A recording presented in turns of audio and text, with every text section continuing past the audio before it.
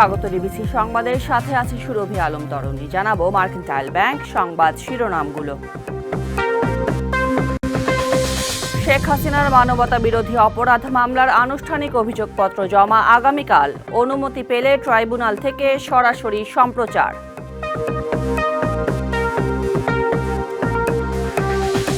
ক্ষমতা দীর্ঘায়িত করতেই সংস্কারের কথা বলছে একটি গোষ্ঠী, অভিযোগ বিএনপির। নির্বাচন ডিসেম্বরের পরে হওয়ার কারণ দেখছে না দলটি।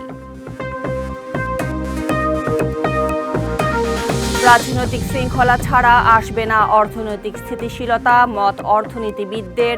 গতানুগতিক বাজেটের দিকেই যাচ্ছে সরকার, মন্তব্য ডক্টর দেবপ্রিয়র।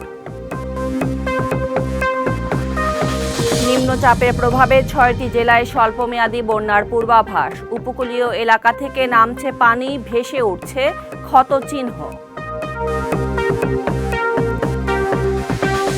রাজধানীর ২ সিটিতে এবার ১৬টি কোরবানির পশুর হাট। বেচাকেনা জমে না উঠলেও আকাশছোঁয়া দামের অভিযোগ ক্রেতার। এবং ক্রিকেটের অবনতি ও বিপিএলের অনিয়মের দায়ে ফারুক আহমেদকে অপসারণ। নিষেধাজ্ঞায় পড়ার শঙ্কা নেই বিসিবির, জানালেন ক্রীড়া উপদেষ্টা।